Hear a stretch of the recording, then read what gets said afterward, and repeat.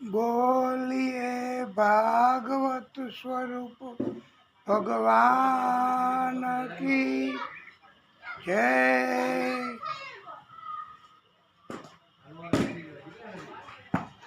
बाल कृष्ण लाल की जय। आदि शक्ति की जय।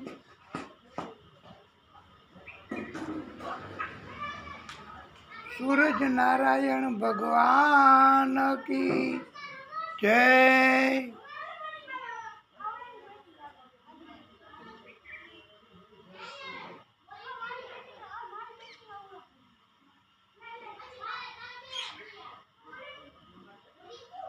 प्रिय भक्तों,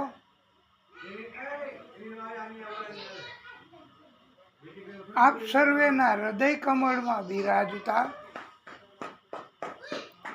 भागवत स्वरूप भगवान आदिशक्ति तथा आदिशक्तिना कोई पण प्रागट्यो के जे अपना हृदय में बिराजता होय एमने अमे कोटानु कोटी दंडवत प्रणाम करिए छीए। बोलो राधे राधे। जय जय श्री राधे।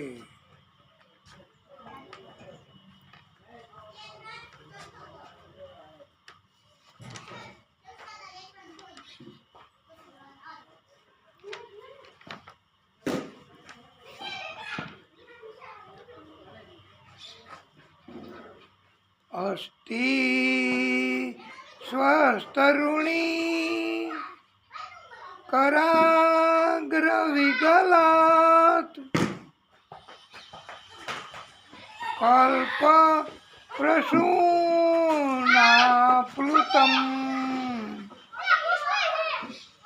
वस्तु प्रस्तुत वेणुनाद लहरी निर्वाण नीर व्याकुलम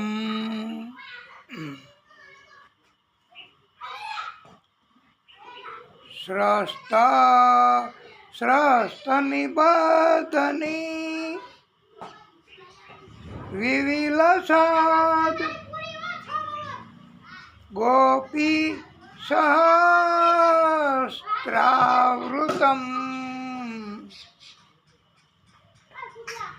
हस्तन यस्त नताप वर्गम अखिलो दारम किशोरात कृति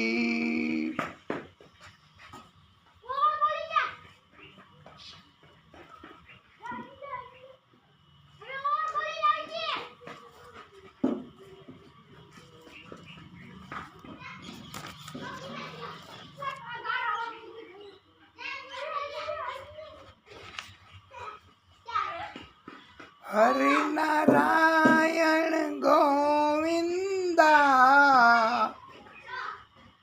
हरि नारायण गोविंदा प्रभु नारायण गोविंदा हरि नारायण गोविंदा प्रभु नारायण गोविंदा हरि नारायण गोविंदा प्रभु नारायण गोविंदा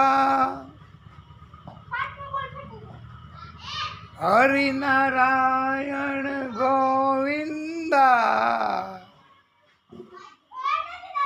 જગનારાયણ ગોવિંદા,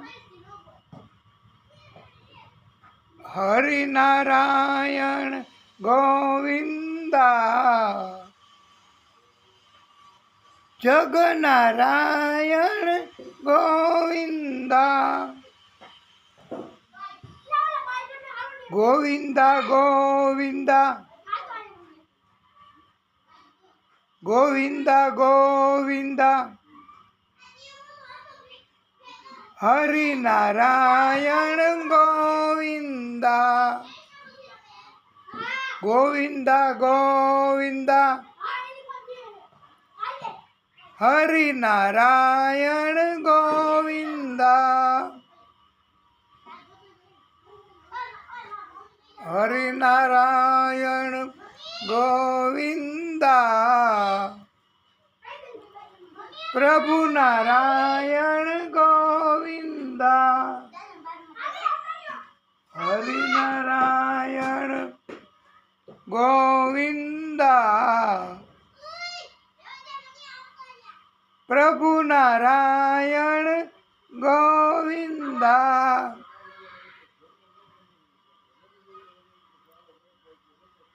હરિનારાયણ ગોવિંદા,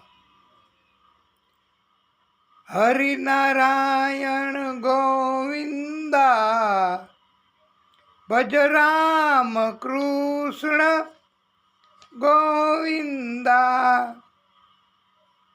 ભજરામ કૃષ્ણ ગોવિંદા, એ ગોવિંદ ગોવિંદ ગાઓગે, ગોવિંદ ગોવિંદ ગાઓગે, પ્રેમ પદાર્થ પાઓગે, ગોવિંદ ગોવિંદ ગાઓગે, પ્રેમ પદાર્થ પાઓગે. બોલો હરિનારાયણ ગોવિંદા, પ્રભુ નારાયણ ગોવિંદા. પછી તો આપણે કથા ચાલુ કરીશું વાલા ભક્તો, તો પછી ધૂન કીર્તન ભજન નહીં પણ થાય, કારણ કે કથા તો આપણે દિવ્ય છે અને વિસ્તૃત રીતે કહેવાની છે. તો બોલો હરિનારાયણ ગોવિંદા, હરિનારાયણ ગોવિંદા, પ્રભુ નારાયણ ગોવિંદા, હરિનારાયણ ગોવિંદા, પ્રભુ નારાયણ ગોવિંદા, હરિનારાયણ ગોવિંદા, પ્રભુ નારાયણ ગોવિંદા. બોલો સબ સંતો હરિ હરિ, બોલો સબ સંતો હરિ હરિ, મુખ પર મોરલી ધરી અધર ધરી, બોલો સબ સંતો હરિ હરિ,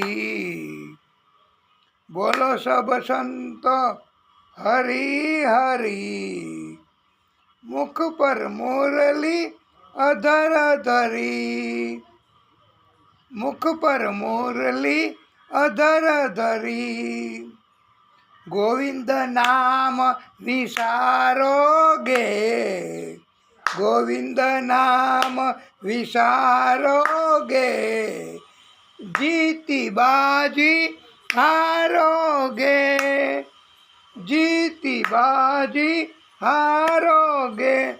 इसलिए तो मेरे भाई बहन गोविंद नाम भागवत भगवान અને ભક્તિ એ વિસારવી જ નથી હો. નહીંતર આપણે કોને ખબર આના પછીની બાજુ જીતી જવાના હોય કે એના પછીની બાજુ જીતી જવાના હોય. ક્યારે કઈ બાજુ જીતી જવાના હોય એ તો પ્રભુને ખબર છે વાલા ભક્તો. માટે આપણે ક્યારેય ગોવિંદ નામ વિસારોગે, જીતી બાજી હારોગે. અને રામ કૃષ્ણ ભજો બારંબાર, રામ કૃષ્ણ ભજો બારંબાર. ચક્ર સુદર્શન હે રખવારા, રામ કૃષ્ણ ભજો વારંવાર, રામ કૃષ્ણ ભજો વારંવાર. ચક્ર સુદર્શન હે રખવારા, ચક્ર સુદર્શન હે રખવારા. હરિનારાયણ ગોવિંદા, હરિનારાયણ ગોવિંદા.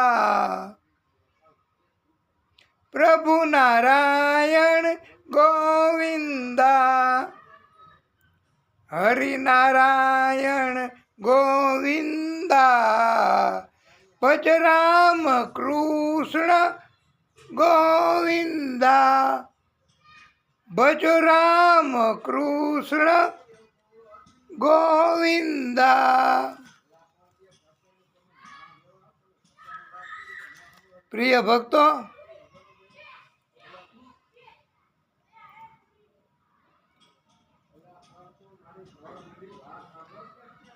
શ્રી શુક ઉવાચ.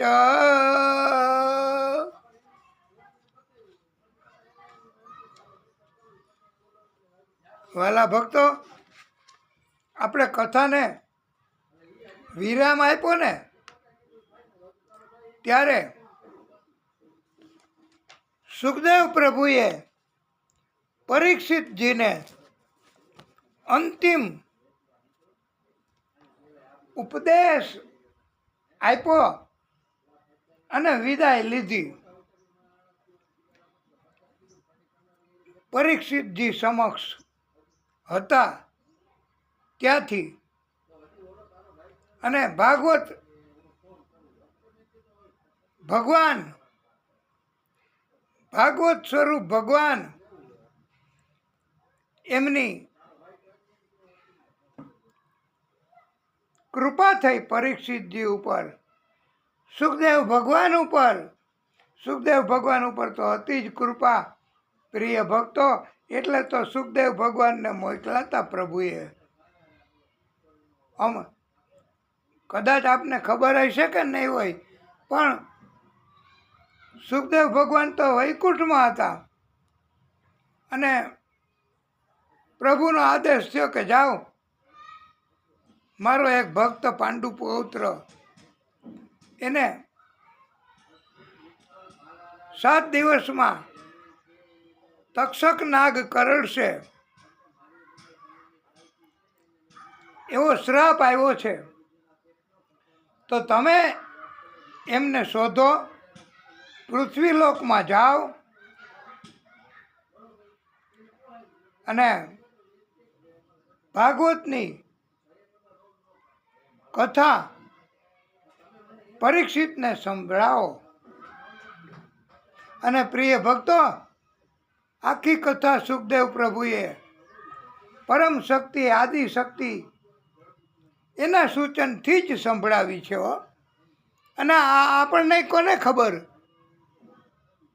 કે આપણે કથા કરીએ છીએ, આપ લોકો સાંભળો છો, તો પ્રભુની કૃપા નહીં હોય એની શું ખાતરી? અને આ કથા જ્યારે આપણે હવે, આ તો અંતિમ દિવસ છે 7મો, અને આજે પણ આપણે દિવ્ય કથા કરવાની છે.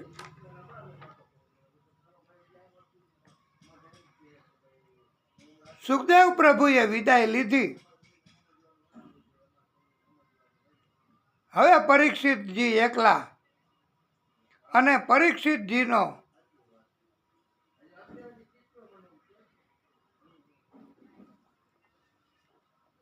પરીક્ષિતજીનો જીવ તાળવે રહી ગયો હોય એવું જ આપણે નથી કહેતા, એટલે તાળવે જીવ રહી ગયો હોય એવું લાગતું હતું.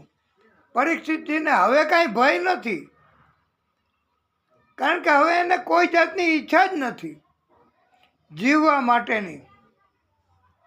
જીવવાની ઈચ્છા જ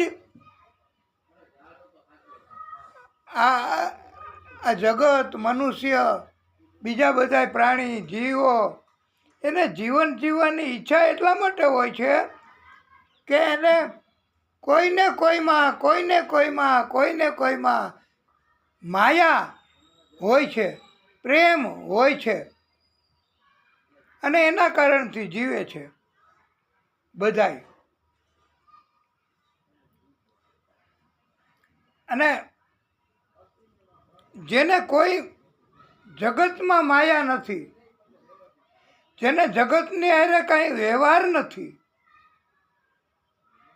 જેને બીજા જીવો હારે, બીજા આત્માઓ હારે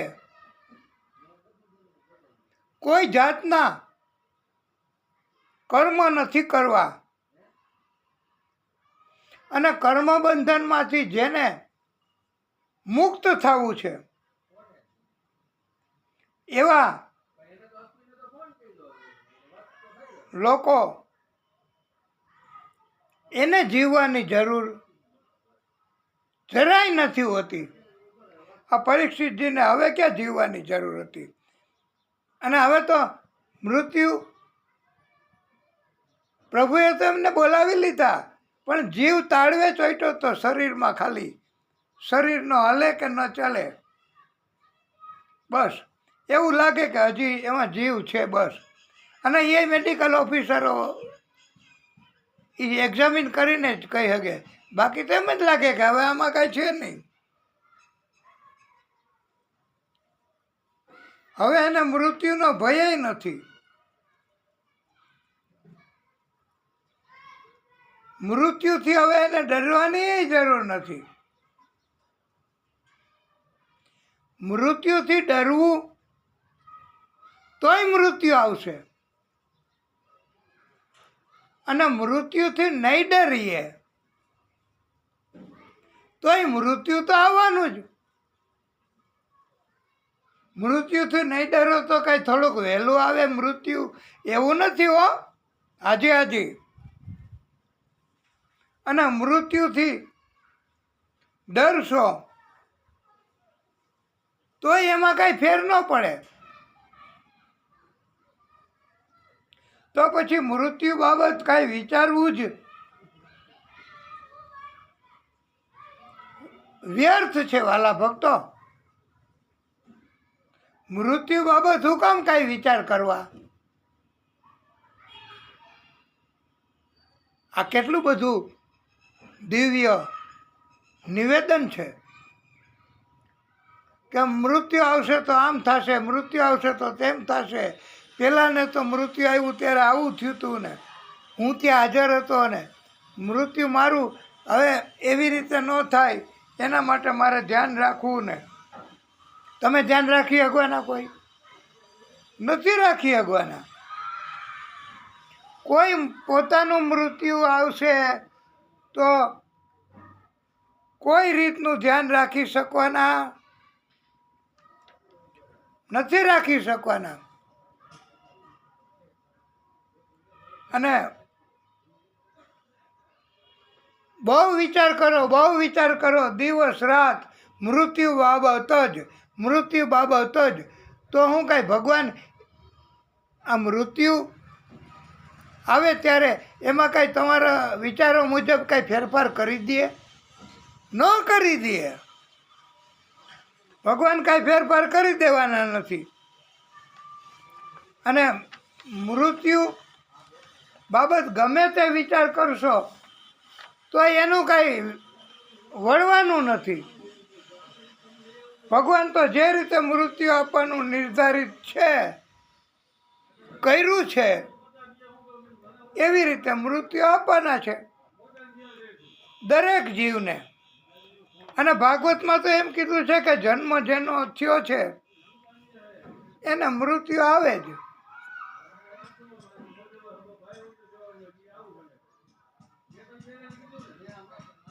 પરીક્ષિતજીને દંશ આપવા માટે એટલે કરેડવા માટે ભાઈ. હા હા હા, આપને સમજાઈ જાય એવી વાત છે. અને ઊંચો હાથ કરીને પૂછી જ લેવું. તક્ષક નાગ આવતો હતો અને તક્ષક નાગ આવતો તો એને રસ્તામાં એક ભૂદેવ મળ્યા. એ ભૂદેવનું નામ હતું કશ્યપ. કશ્યપ નામના ભૂદેવ તક્ષક નાગને સામા મળ્યા. તક્ષક નાગ આવતો તો દંશ દેવા. કશ્યપ નામના ભૂદેવે કહ્યું, ગમે તેવું ઝેર હોય ને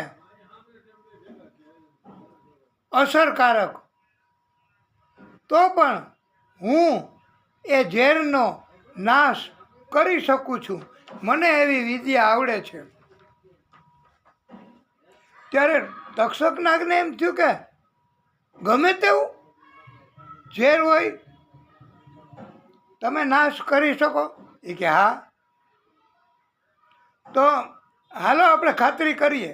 તક્ષક નાગને બીક લાગ્યો કે મારું ઝેર આ ઉતારી નાખશે કશ્યપ નામના ભૂદેવ. કાંઈ નક્કી ન કહેવાય, ખાતરી કરાવો. એટલે ખાતરી કરવા મોટો વિરાટ એકદમ વિસ્તારમાં ફેલાયેલો વડલો, એની ઘણી વડવાઈઓ જમીન સુધી પહોંચી ગયેલી, આવો ઘેઘૂર અને બહુ વિસ્તારમાં ફેલાયેલો લીલો છમ વડલો હતો. એમાં આ તક્ષક નાગે કીધું કે હું ઝેર નાખું છું, પછી તમે ઉતારજો, ઝેરનો નાશ કરી દેજો. તો એવડો મોટો વિરાટ વડલો હતો પ્રિય ભક્તો, લીલો છમ. તો એના જે મૂળ સ્થાન હતું ને, મૂળ, એમાં તક્ષક નાગે ઝેર નાખ્યું. ઝેર મૂક્યું પોતાનું કાઢીને. અને એવો વડલો વિરાટ. હવે એ વડલો હાવ ઠૂઠું ન હોય, નાનકડું કંઈ એક સુકાઈ ગયેલું, હાવ પવનથી એ હલી જાય, પડી જાય એવું થઈ ગયું. આ કેવું ઝેર કહેવાય? અને પછી કીધું કે ભૂદેવ, તમે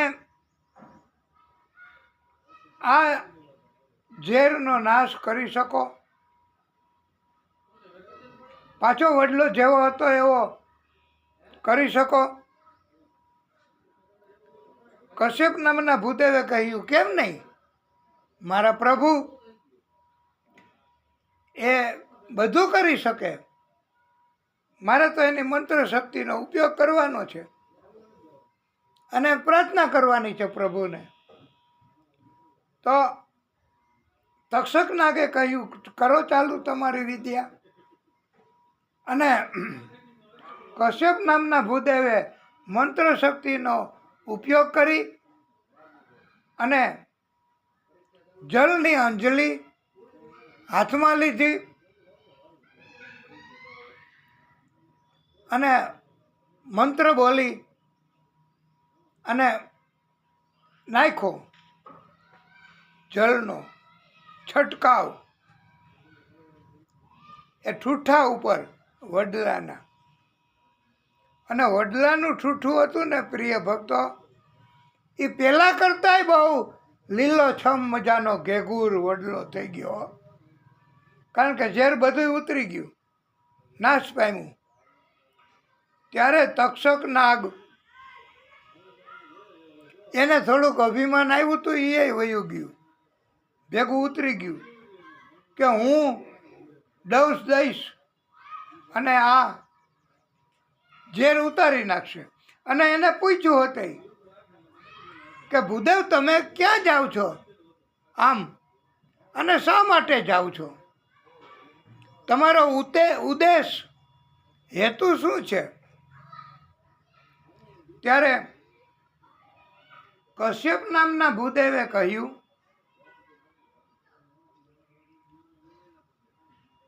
કે હું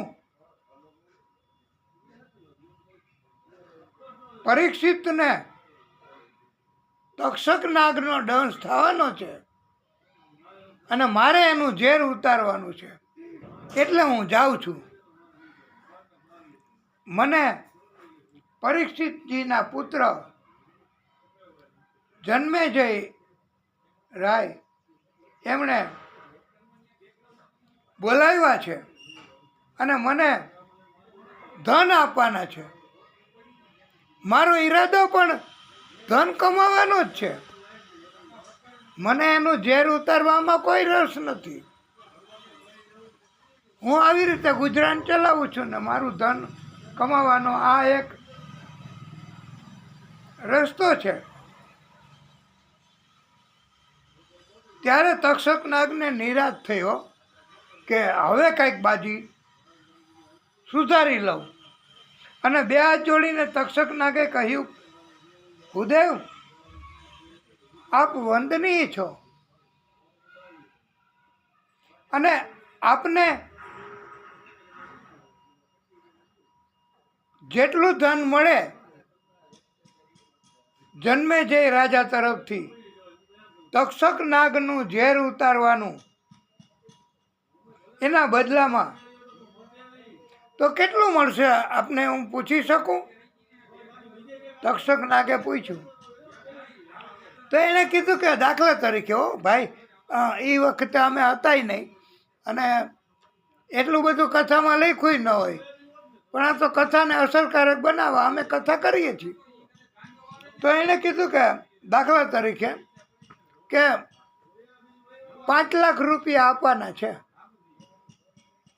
બીજા પાસેથી તો 50,000 જ લઉં છું, પણ એમને મને કીધું તમારી રીતે આવી જાજો અને આવશો એટલે પૈસા આપીશ. તક્ષક નાગે તો એને કહ્યું, ભૂદેવ 5 લાખ નહીં પણ 50 લાખ રૂપિયા આ રોકડા આલ્યો અને તમે વયા જાઓ. અને હવે તમારે જે કામ કરવાનું હતું તક્ષક નાગનું ઝેર ઉતારવાનું, એ કામ હવે તમે કરતા નહીં. ગમે તેટલું ધન મળે તોય કબૂલ? એ કે હાજી હાજી કબૂલ. અને તક્ષક નાગે કહ્યું કે દંશ થાય અને ઝેર ઉતારવું એવું વિધિનું કોઈ વિધાન નથી હો. એમણે તરત જ તક્ષક નાગે દર્શન દીધા કશ્યપ નામના ભૂદેવને. અને શ્રાપ એવો છે, વિધિનું વિધાન એવું છે કે તક્ષક નાગે એને દંશ દેવાનો છે. અને હું તક્ષક નાગ ત્યાં જ જાઉં છું. આપે ઝેર ઉતારવાનું વિધિનું વિધાન નથી. અને પછી ખાતરી થઈ. કશ્યપ નામના ભૂદેવ વયા ગયા.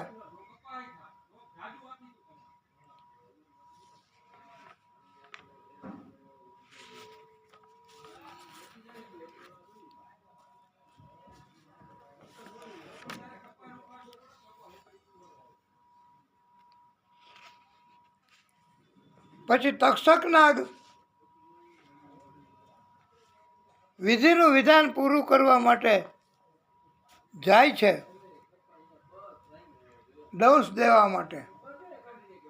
એવો કડક ચોકી પહેરો, એવી તકેદારી રાખી હતી કે તક્ષક નાગ કે કોઈ હરફ કે કોઈ આવે જ નહીં, કોઈ પહોંચી જ ન શકે.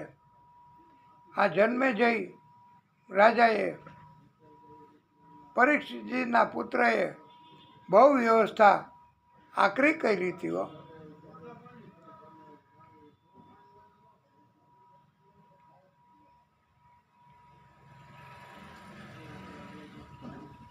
અને આપણે જેમ હમણાં કથામાં વાત કરી એવી રીતે પરીક્ષિતજી તો બ્રહ્મલીન થઈ ગયા હતા, પરમાત્મા આદિશક્તિમાં સમાઈ ગયા હતા, માત્ર થોડોક જીવ. અને પછી તો એ નીકળી ગયો હતો. પ્રભુએ એટલો બધો હળવો કરી દીધો ભાગવત ભગવાને હો, ભાગવત સ્વરૂપ ભગવાને. અને ભાગવત કથા સાંભળવાના કારણથી એટલો બધો શ્રાપ હળવો થઈ ગયો પ્રભુની કૃપાથી કે પરીક્ષિતજીના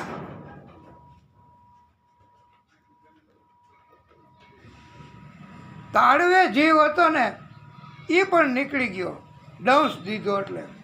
અને એક ફૂલ હતું એમાં અતિ સૂક્ષ્મ રૂપ ધારણ કરી અને તક્ષક નાગ એમાં બેસી ગયા.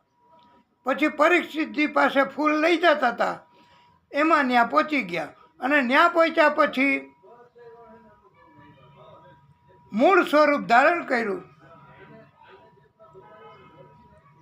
અને દંશ દીધો. આ પ્રભુની લીલા. અને તક્ષક નાગ એ ધારે એવું રૂપ ધારણ કરી શકતા, સૂક્ષ્મ વિરાટ, અને બહુ શક્તિ હતી એનામાં. અને વાલા ભક્તો દંશ દીધો અને 10 દિશામાં, આમ 10 દિશાઓ કહેવાય છે, 10 દિશામાં હાહાકાર ફેલાઈ ગયો.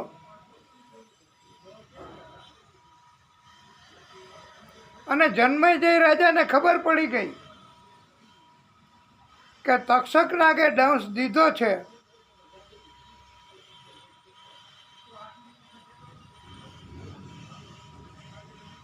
એટલે એનો બદલો મારે લેવો છે. એના પુત્ર જન્મેજય રાજા એને. અને એણે બધાય સર્પો, આખી જ્ઞાતિ બધાય સર્પોની સાથે દુશ્મની રાખી અને સર્પયજ્ઞ શરૂ કર્યો. સર્પયજ્ઞ એટલે કેવો યજ્ઞ ખબર છે ને? કે એ યજ્ઞ કરે અને મંત્ર બોલે તો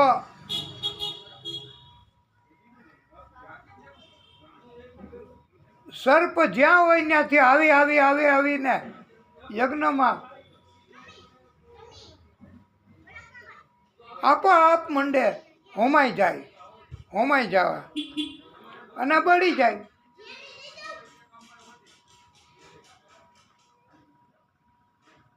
અને આમાં એવું પણ બનવાનું હતું કે આ સર્પયજ્ઞ એમાં બધા સર્પોની હત્યા થઈ, એ બધુંય દોષ આ જન્મેજય રાજા પરીક્ષિતના પુત્રને લાગ્યો. અને લાગતો હતો પણ બંધ નહોતો કરતો આ સર્પયજ્ઞ. અને સર્પયજ્ઞથી બચવા માટે તક્ષક નાગે ઇન્દ્ર અને ગુરુ બૃહસ્પતિજીનું શરણું લીધું.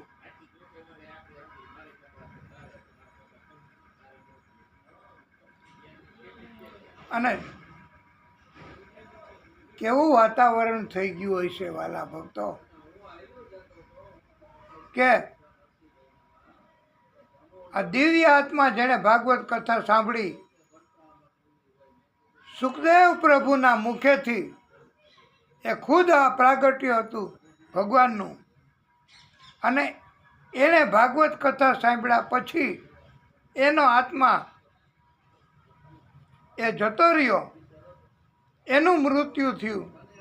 એટલે હાહાકાર ફેલાઈ ગયા કે આહા કેવું થયું, કેવું થયું, કેવું મૃત્યુ થયું.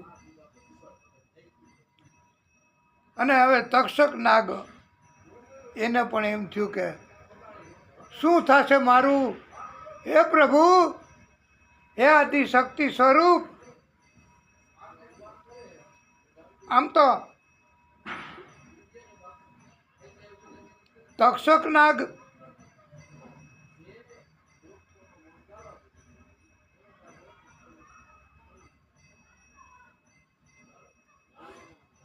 એણે તો વિધિનું વિધાન પૂરું કર્યું હતું.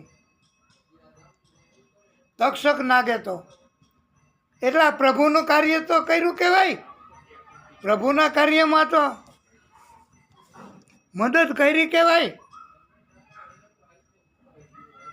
વિધિનું વિધાન પૂરું કરવામાં. અને આમ છતાંય વાલા ભક્તો, તક્ષક નાગ નહીં બળવું પડે. એણે તો પ્રભુનું કાર્ય પૂરું કર્યું હતું પ્રભુની ઈચ્છા મુજબ. અને તક્ષક નાગને બીક લાગી અને પ્રભુની કૃપા થઈ તક્ષક નાગ ઉપર. પ્રભુએ સંકેત કર્યો એટલે તક્ષક નાગ સર્પયજ્ઞથી બચવા ઇન્દ્ર અને ગુરુ બૃહસ્પતિજી પાસે ગયા અને એના શરણમાં જઈને કહ્યું, વિનંતી કરી કે મને બચાવો. આમ તો અમૃતપાન કર્યું હતું તક્ષક નાગે, પણ છતાંય એનું મૃત્યુ ન થાય. પણ એને વેદના અગ્નિમાં યજ્ઞમાં બળવું પડે તો અગ્નિને કારણે સહન કેમ થાય સર્પથી? એટલે એને બીક લાગી. અને પ્રભુની કૃપાથી ઇન્દ્ર અને ગુરુ બૃહસ્પતિજી એ ગયા જન્મેજય પાસે, જેણે સર્પયજ્ઞ કર્યો હતો ને એ,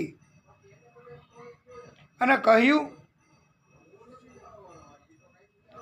કે તમારા પિતાનું મૃત્યુ તો પરમાત્માએ નિર્ધારિત હતું.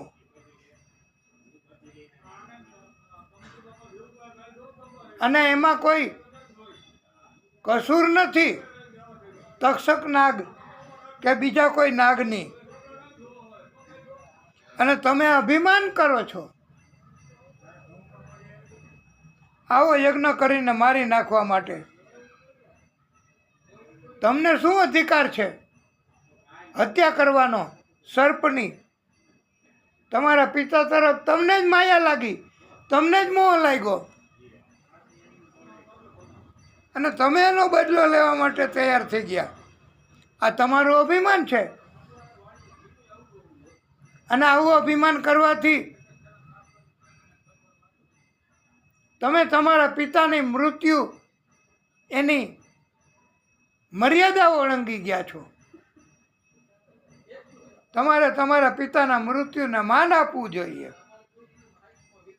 હવે તમારે આમાંથી બચવા માટેનો કોઈ ઉપાય ચોક્કસ રીતે નથી કહી શકાતો. ત્યારે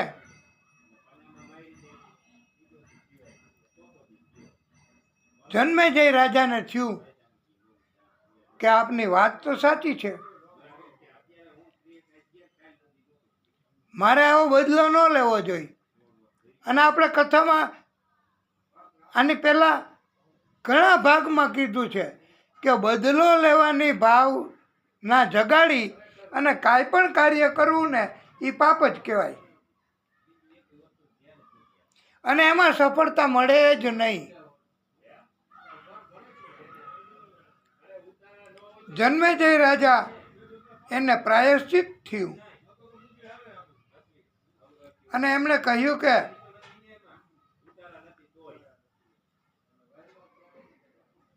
હવે તમે મને ઉપર કૃપા કરો અને મારે શું કરવું. તુરત જ એણે સર્પયજ્ઞ બંધ કરાવ્યો. ગુરુ બૃહસ્પતિ અને ઇન્દ્રએ, અને બધા સર્પોને પછી બાકીના જે વધ્યા એને શાંતિ થઈ. નકર તો બહુ ચિંતા, બહુ ઉત્પાત, મૃત્યુ ટપોટપ પટોપટ. અને આટલું બધું પાપ કર્મ થયું, એનું પ્રાયશ્ચિત પણ બહુ મોટું યજ્ઞ, બહુ મોટું કરવું પડે હો.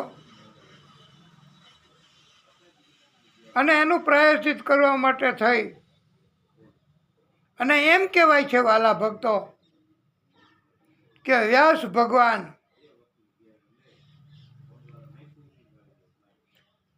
એમણે પોતે કહ્યું કે ભાગવત કથા તો પરીક્ષિત રાજાને સંભળાવી અને એને સદગતિ થઈ, પણ તમારે પ્રાયશ્ચિત કર્મ કરવાનું છે. માટે હે જન્મેજય, તમે પોતે દેવી ભાગવતની કથા કરો, કરાવો અને સાંભળો એક ચિત્તે. હરિશરણમ હરિશરણમ હરિશરણમ એમ ઉચ્ચારો કરતા કરતા દેવી ભાગવતની કથા એનું આયોજન કરો. ત્યારે વાલા ભક્તો, જન્મેજય રાજાએ વિનંતી કરી કે વ્યાસ પ્રભુ, હે વ્યાસજી, તમે જ દેવી ભાગવતની કથા કહો, હું સાંભળું અને બધા ઋષિઓને આમંત્રિત કરીએ અને બધા દેવી ભાગવતની કથા સાંભળે. તમે વ્યાસપીઠ ઉપર આરૂઢ થાવ. અને વેદ વ્યાસજીએ કહ્યું કે રાજન, મેં તો ગ્રંથો લખ્યા,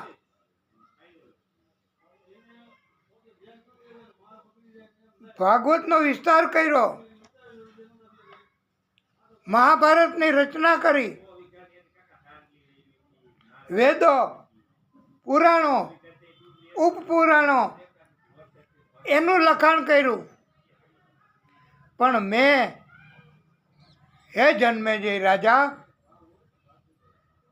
ક્યારેય વ્યાસ આસન ઉપર બેસી અને કથા કરી જ નથી. મને કથાના વક્તા તરીકે ક્યારેય પ્રભુનો કોઈ હુકમ જ કે સંકેત કે પ્રેરણા થઈ જ નથી. અને મને પ્રેક્ટિસ પણ નથી, કારણ કે મેં કોઈ દી કથા કરી ન હોય તો ક્યાંથી આવડે. અને ઘણાય ભક્તો એવા હોય છે હો, આપણે કંઈ તમે કથા વાંચો ને, જેવી આવડે એવી આલ્યો હાલ મુદ્દા લખેલા, તમે કથા ભાગવતની વાંચો તો એ કે પણ ન વાંચ, અમને ન આવડે, અમને ફાવે નહીં, અમને ભૂલ પડે. અમે કોઈ દિવસ કથા વાંચી હોય, અમે કોઈ દિવસ કથા કરી હોય કે વ્યાસાસન ઉપર બેઠા હોય તો અમને કથા વાંચવાની અને કથા કહેવાની. તોય જન્મેજય રાજાએ કહ્યું કે ના, મારો આગ્રહ છે, હે વ્યાસ પ્રભુ, તમે આ કાર્ય કરો અને દેવી ભાગવતની કથા તમે વાંચો અને અમને બધાને કહો. આ જ એક પ્રાયશ્ચિત કર્મ છે બહુ મોટું. અને વ્યાસ ભગવાન એ તો આરૂઢ થયા આસન ઉપર અને કથા દેવી ભાગવતની શરૂ કર્યો. ક્યારેય નહોતી વાંચી કથા. વ્યાસ આસન ઉપર બિરાજમાન થઈને એના બદલે પહેલી વાર કથા વાંચી. તો પણ એવી દિવ્ય કથા. પ્રિય ભક્તો, આ કથા કહેવા માટે વ્યાસ આસન ઉપર બેસીને કથા કરવા માટે કોઈ ડિગ્રીની જરૂર નથી. કોઈ એમ કહેતા હોય, કોઈ વક્તાઓ એમ કહેતા હોય કે અભ્યાસ, ભાષા અને વ્યાકરણ અને વાણી એ જોઈએ જ, નહીતર ન હાલે. પણ ના વાલા ભક્તો, કથા કરવા માટે માત્ર ને માત્ર ભક્તિની જરૂર પડે, પ્રભુની કૃપાની જરૂર પડે, આદિશક્તિની મહેરબાનીની જરૂર પડે. એની કૃપા હોય તો એની મેળે ક્યારેય કથા ન કીધી હોય તોય તમે કથા શરૂ કરો એટલે પ્રભુની કૃપા થઈ જાય હો. અને કોઈ વક્તાઓ કદાચ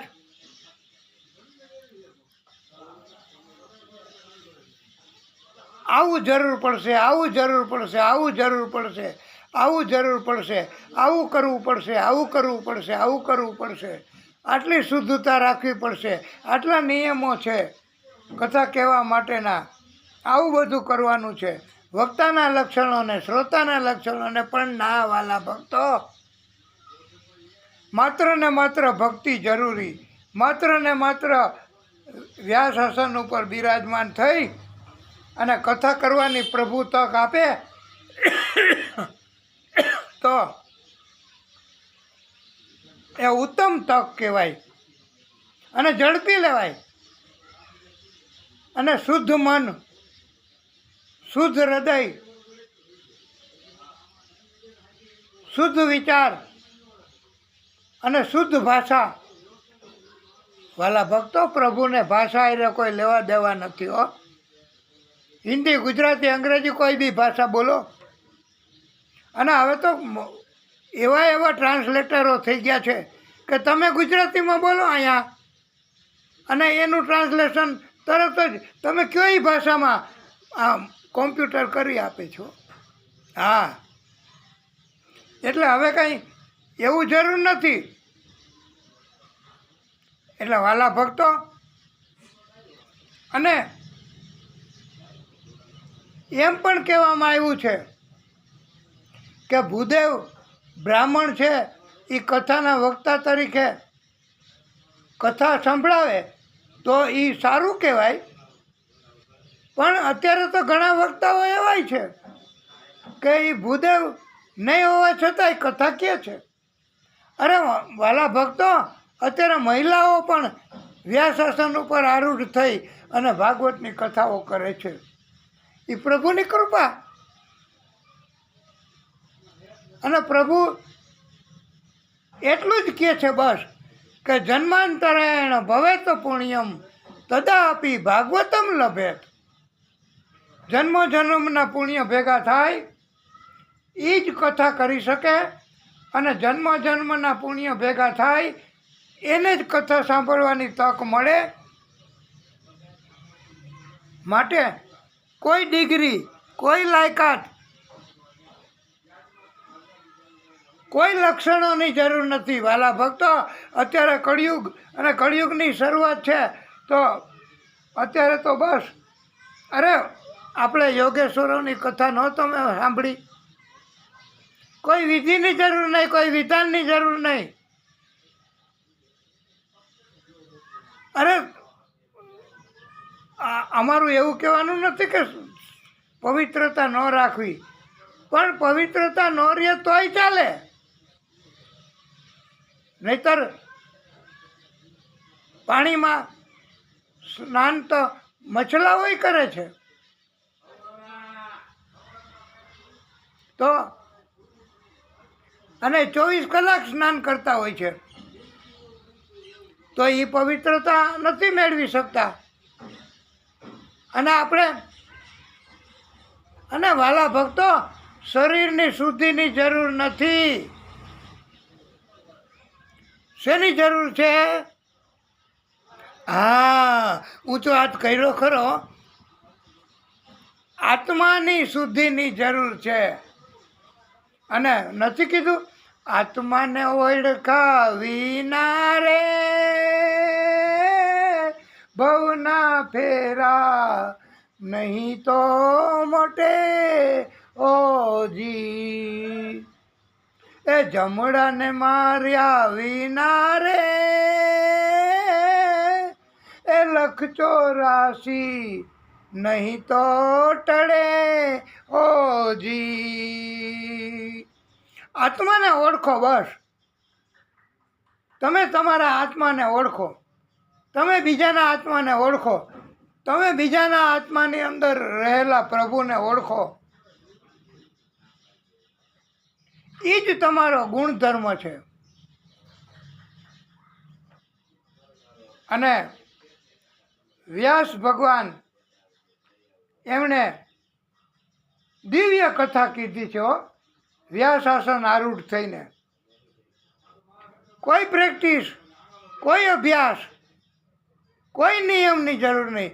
અરે વાલા ભક્તો, 4 દિવસ આ પરીક્ષિત રાજા અને આ સુખદેવ પ્રભુ સતત 4 દિવસ લ્યો કથા કથા ને કથા. પછી પૂછ્યું હતું કે તમે થોડોક વિરામ કરશો, થોડુંક આહાર લેશો? એ કે ના, કાંઈ જરૂર નથી, લ્યો. અરે આહારની જરૂર નથી તો પછી શું પવિત્રતા, શું સ્નાન, શું બધી? અરે આત્માની જ પવિત્રતા, આત્માને જ ઓળખવાનું. અને આત્માને ઓળખા વગર નહીં ચાલે વાલા ભક્તો. આત્માને ઓળખા વગર ભવના ફેરા નહીં મટે.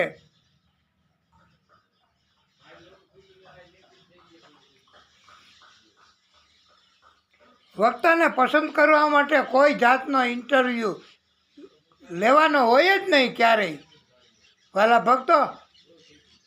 અને ક્યારેય એમ ન કહેવાય કે ભાઈ તમે કથા કરો છો, તમે બતાવશો અમને, તમે કથા કરાવશો, તમે બતાવશો, અમે 10-15 વિડીયો ભેગા કરી અને પછી કથા અમને યોગ્ય લાગશે એવી અમારે કરાવવી છે. પણ ના, એવું નથી હોતું. અલબત્ત કોઈ ભક્તિ, કોઈ પ્રેમ કથા તરફ હોય એવા ભૂદેવ જો મળે અને કથા સંભળાવે તો ઉત્તમ કહેવાય છે. બાકી તો આપણે કંઈ વિદેશમાંથી થોડા બોલાવવાના હોય. અને ઘણાય તો વિદેશમાં જાય છે ને કથા કરવા માટે. અને મોટા મોટા ઘણા લાઈવ કથા કરવાવાળાઓ, મોટી ઉંમરનાઓ એ વિદેશે જતા હોય છે. પણ આ તો પ્રભુની કૃપા છે. પ્રભુ ઉદાર છે. પ્રભુ કરુણાના કરનારા છે, દયાના સાગર છે.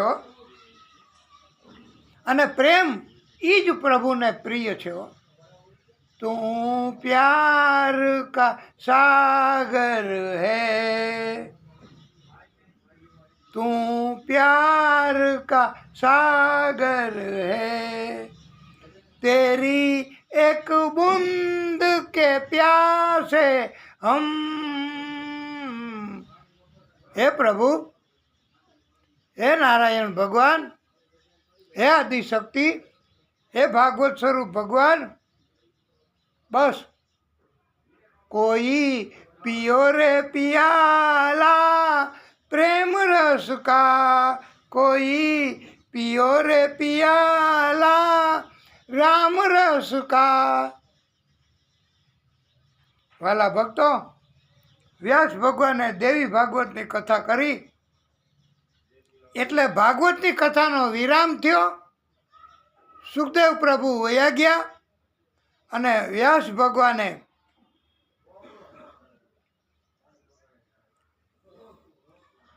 દેવી ભાગવતની કથા કરી અને એમ કહેવામાં આવે છે કે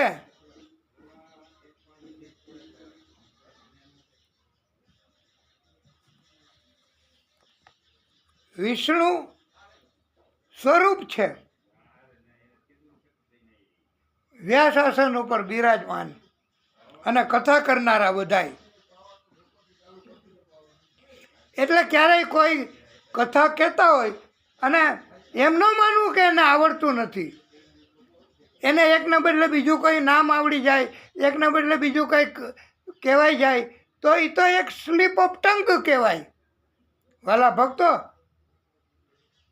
એનો અર્થ એવો ન માનવો કે એને નથી આવડતું. બધાની ઉપર કૃપા હોય જ છે. અને એમ કહેવાય છે કે વ્યાસાય વિષ્ણુ રૂપાય વ્યાસ રૂપાય વિષ્ણવે. આ વિષ્ણુ સ્વરૂપ જ કહેવાય છે. વાલા ભક્તો, અને એમ કહેવામાં આવ્યું છે કે અને આપણે તો એમ કહી છીએ કે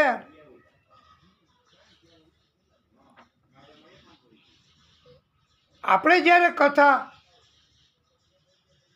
આ ભાગવત સ્વરૂપ ભગવાનની એ વિસ્તારથી કરીએ આપણે, પણ તો એ કાંઈ એટલો બધો વિસ્તાર થોડો કરી શકીએ. 18,000 શ્લોક તો એમ કહેવાય કે 2500 દરરોજ શ્લોક અને અર્થ એવું બધું કરી શકાય. પણ વાલા ભક્તો, કથા એને કેટલો વિસ્તાર કરવો, કયા પ્રકારના આખ્યાન, ભક્તની વાતો કથા સ્વરૂપે કહેવી, એ બધોય વ્યાસ એમનો અધિકાર છે. અને એમને એમ લાગે કે મારે આવી રીતની કથા, આ આખ્યાન નથી કહેવું તો એ નોય કહે.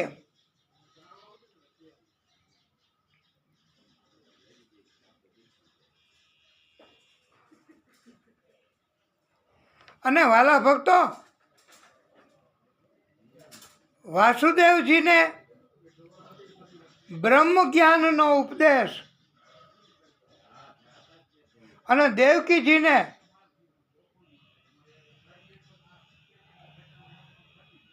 છ સંતાનો પાછા લાવી આપ્યા. તો કૃષ્ણ પહેલાના 6 સંતાનો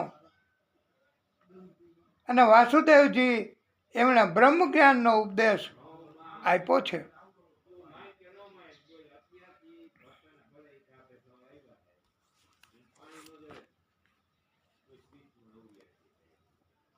ભગવાન શ્રી કૃષ્ણએ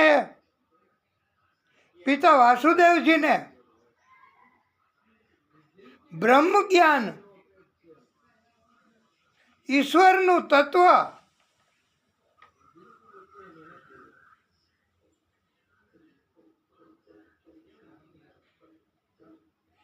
ભગવાન કૃષ્ણએ કહ્યું છે.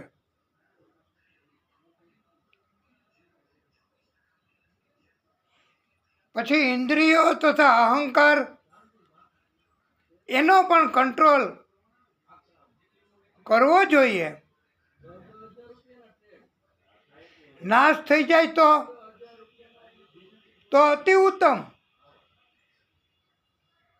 આને ઈશ્વર તત્વ જાગૃત કહેવાય છે.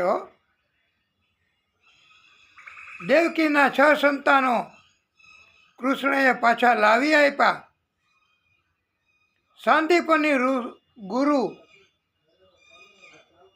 એનો પુત્ર પણ ગુરુ માતાએ કીધું એટલે લાવ્યા છે પ્રભુ કૃષ્ણ, અને ગુરુ માતાને આપી અને એનું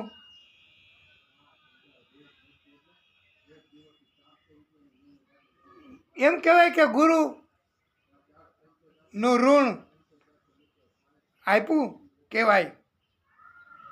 દ્વારકામાં બ્રાહ્મણના 10 મૃત પુત્રો પાછા લાવી આપ્યા. અર્જુનથી પાછા લાવી નહોતા શક્યા હો. હા, એ આપણે કથામાં કીધું તમને બધાને. કૃષ્ણ આટલા બધા દયાના કરનારા છે અને ભક્તો ઉપર બહુ કૃપા કરે છે, બહુ દયા કરે છે, બહુ કરુણા કરે છે. અને એમ કહેવામાં આવ્યું છે, વાલા ભક્તો, એકવાર સૂર્યગ્રહણ સમયે શ્રી કૃષ્ણ નંદ યશોદા ગોપ ગોપીઓ રાધા દ્રૌપદી વાસુદેવ દેવકી બધાય એકવાર સૂર્યગ્રહણ સમયે ભેગા મળ્યા અને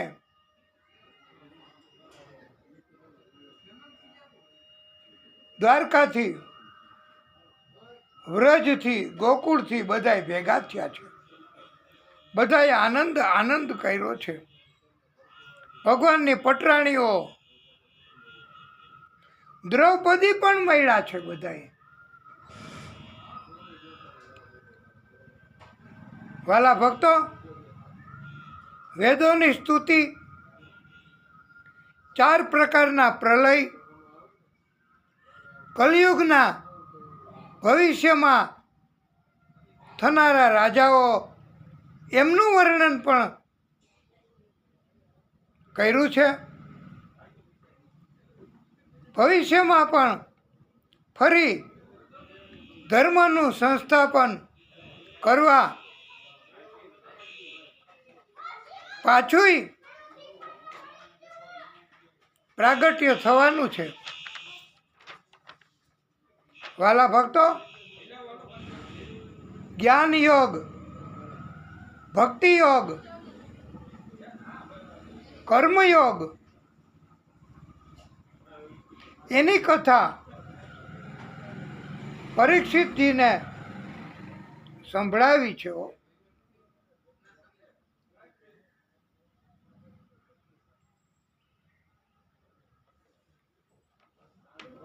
અને વાલા ભક્તો, એવું કહ્યું છે કે 7 દિવસમાં કથા કરવી, એનો અર્થ એવો કહ્યો છે કે 7 દિવસ કથા કરવી. બસ 1 દી, 2 દી, 3 દી, 4 દી, 5 દી, 6 દી, 7 દી, 7 દિવસ કથા કરવી, એવું કીધું છે.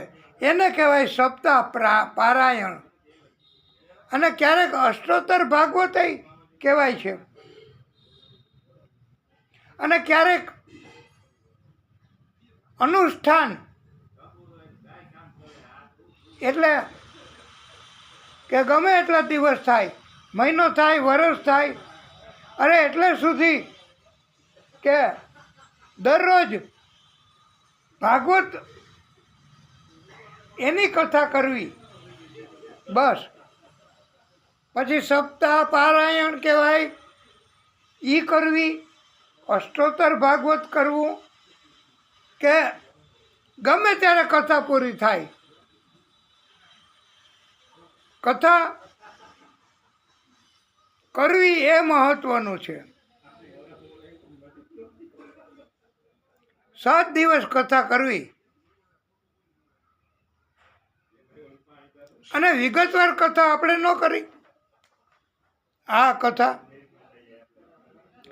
તમારી બધાની ઈચ્છા અને તમે બધાએ હિંમત, શક્તિ અને ભગવાનને પ્રાર્થના કરી કે હે પ્રભુ, આપ કૃપા કરો.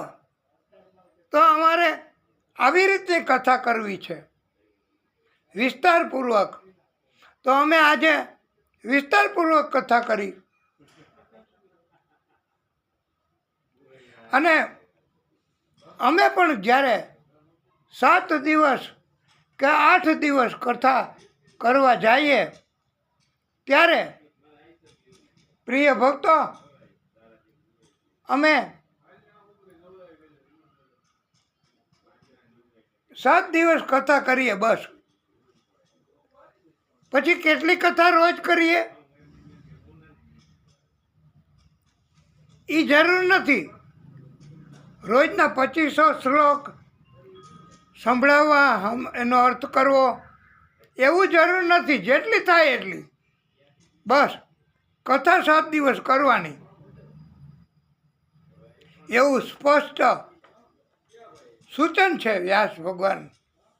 અને એવું સ્પષ્ટ સૂચન છે વાલા ભક્તો કે 7 દિવસ કથા કહેવાની બસ. હવે તો ખબર પડી આપને. 7 દિવસમાં ઘણા એમ માનતા હોય કે આખી કથા કરો, આ 18,000 શ્લોક કરો, અને તોય નથી આવડે અને સમજાય. એટલું બધું ભાગવત આ ગૂઢ અને બહુ રહસ્યપ્રદ છે. એટલે કોઈ જાતની ઉતાવળ કર્યા વગર સપ્તાહ કથા વાંચવા માટે જો આપણે તૈયારી કરીએ તો 7 દિવસ કથા કરવી. સવારે 2 ટાઈમ, સવારે અથવા બપોરે, એમ 2 પાળીમાં કથા કરવાની. ઘણીવાર એવું થાય છે. અને ક્યારેક, અને મોટે ભાગે તો હવે અત્યારે કળિયુગ છે ને વાલા ભક્તો, તો મોટે ભાગે અત્યારે 4 કલાક કથા કહેવામાં આવે છે. હવે 4 કલાકમાં શરૂઆત ને આ બધું ને ભજન કીર્તન ને રાસ, આવું બધું કરવાનું. અને પ્રભુ એની ઉપર જ, અને પ્રભુને આ જ પસંદ છે. એવી કોઈ ટેન્શન કે ચિંતા રાખવાની જરૂર નથી વાલા ભક્તો, કે સતત 7 દિવસ કથા કહેવી અને 18,000 શ્લોક કહેવા, એવું જરૂરી નથી. એટલે વાલા ભક્તો, આપણે એવી રીતની કથાઓ કરીએ. અને આપણે હજી આ અંતિમ પાર્ટની કથા કહેવાની છે. તો વાલા ભક્તો, અંતિમ પાર્ટની કથા એ પણ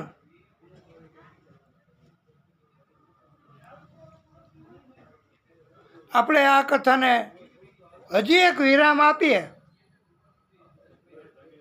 અને પછી આનંદથી, અને બે થાય તો 2 આપીએ.